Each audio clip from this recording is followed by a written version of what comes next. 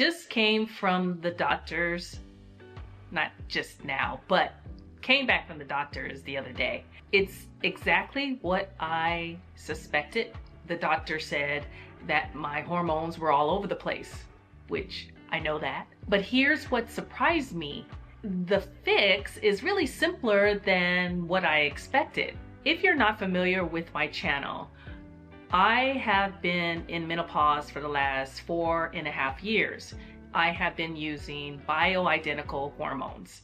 They've been working really well. I had every symptom there was, and there's at least 40 to 50 different symptoms that affect us when we go into this transition. It was brutal.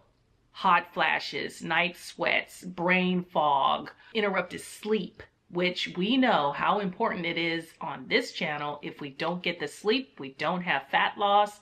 We just have high cortisol and insulin resistance. This is what we can do to move forward to the next steps.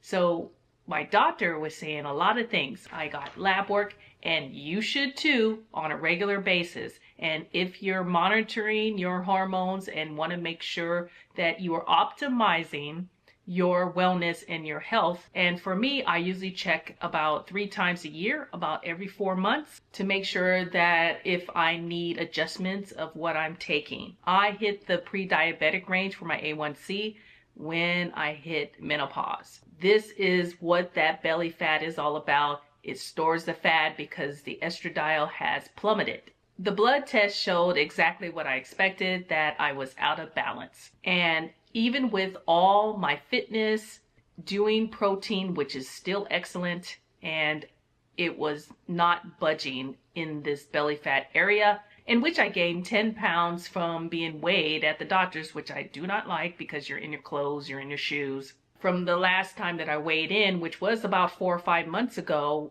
at the doctor's office, I was 10 pounds less. He was actually surprised. He wants to do some things and see what we can do. I must say, I'm pretty impressed with him because he didn't want to just throw medications at it and do things and tell me things that I already know. He said, let's wait and see what's really happening. Fast forward to the blood work being done. Yes, out of balance. And what he said was, your hormones are driving the weight gain, and it's not just your fitness and your nutrition program. Basically, this is infrastructure work with all my other routines and habits that I have in place. They must be combined so that you can actually see some results. I do have a video, and I'll leave that in the description about what I'm actually taking. But if you want an overview, right now I'm taking testosterone, a very low dose, progesterone, a very low dose, and I have a patch for estradiol, which I have a high dose because I was plummeted to 0 when I started making the transition. On top of my supplement stack, a high amount of vitamin D, which is part of this whole equation.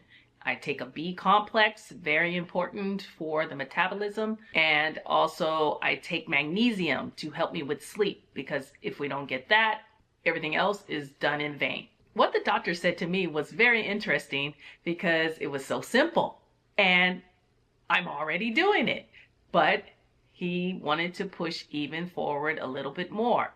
Basically said, I need more protein than I think. So he wants me to still shoot for that 100 grams of protein a day, and wants me to double check that because I may be under eating with my 2 meals a day. He's okay with that, but he encouraged adding protein to my tea because I'm not a coffee drinker. So for those of you that are coffee drinkers, this is a great way to get the additional protein. So he's trying to get me to have protein hits throughout the day within my eating window. We're doing that in a gentle way, so I'll have either 8 to 10 hours throughout the day that I feel like I can do the additional protein. So I do a protein powder in my tea in the morning when I'm about to either do a workout, and if I know I'm going to be doing a strength training type of workout, most important on those days. Otherwise, I will do post-workout drinking this with a tea, kind of like a tea latte. So all I do is mix it in, and it's a nice warm addition to my protein intake, which I can get 20 to 25 grams extra just there alone. So what protein does is signal the body to keep your muscles.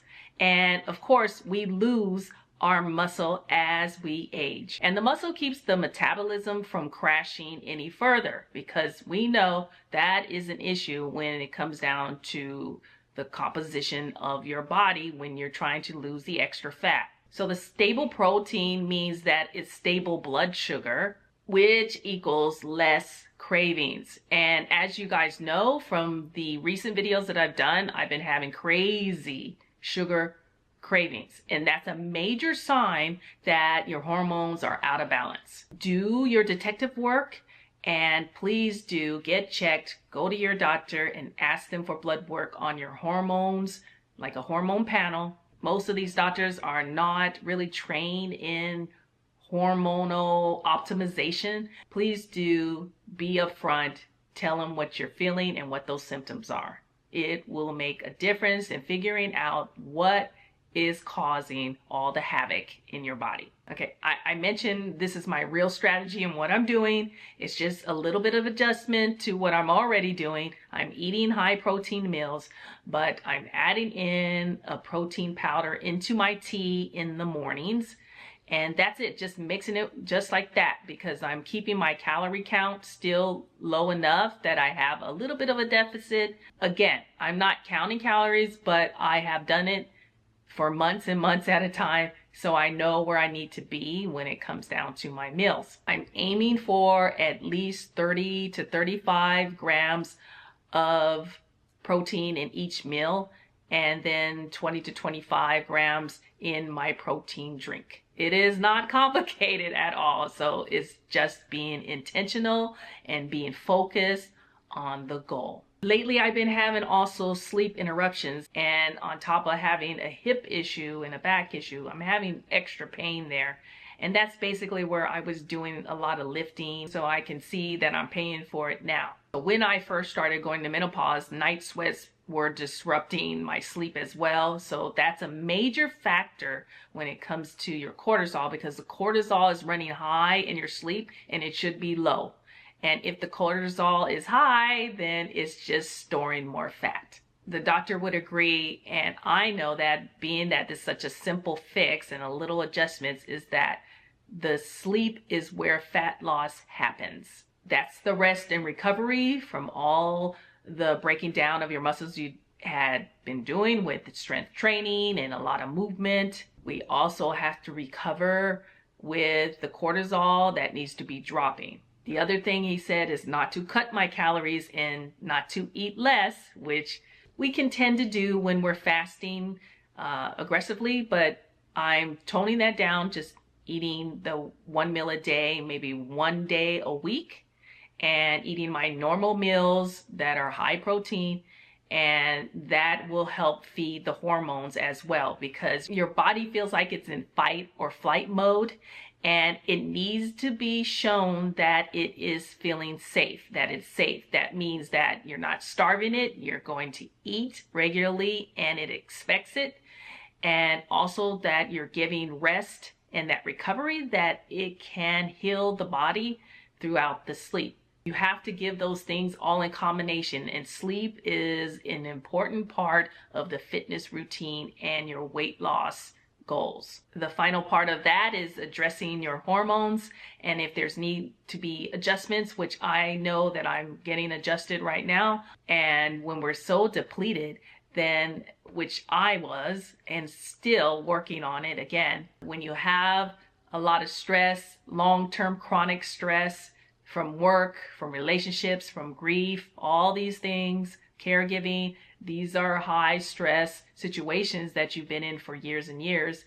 You definitely are going to be depleted of these different types of hormones. And this is why patient matters here, because the weight may have come on in an instant. In my mind, it did. I'm sure you say the same thing. Very easy to just pack it on instantly, even when we're thinking about food. When we're trying to get it off, we have to be patient that it will come off in a slow manner, a slow, consistent manner. And it may be up and down from week to week. But overall, you're averaging out what you really lost in, say, a 30 to 60 day period. For me, I'm giving myself a good 90 days to really look at where I am and where I will be.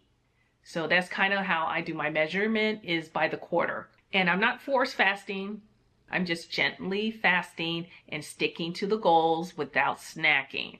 And so as long as I'm eating good meals and having a good protein snack, right, which is my protein in my tea, I'm going to do that for now and just see if I feel a difference, which I do actually in the first couple of days. I'm going to really see what that looks like 30 days from now. And as I start to sleep a little better, I know that the weight will naturally come off, and you will see the same if you are on the same path.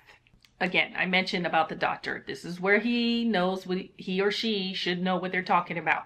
Get your blood work, ladies. Please do that. Know your numbers, okay? Because this is most critical when you're setting up your routine. Daily routine will be affected by what is actually happening internally. Bioidentical hormones was a game changer for me, but whatever works for you, look into that. Natural herbs worked very well for me when I was in perimenopause, because it was before the storm hit. Okay? Whatever makes sense for you, speak with your doctor about it, because I am not a health provider, so I cannot give that kind of advice. Your nutrition is a key component to this, but it doesn't fix 100% of everything. You can be as natural as you possibly can, but if you have severe symptoms of this transition, then might need a little extra help. And we need to just change our strategy. That's it. It's about figuring out ways to do less, not to do more, and just to be smarter about our approaches so that our body can recover and trust us again and move consistently with getting rid of the fat storage, especially in the middle, right? Also to feel good in our skin again, but to feel amazing in the process would be lovely. Have you gotten your hormones checked? I love to hear. Please comment below and check out my fasting lifestyle guide for the mature woman.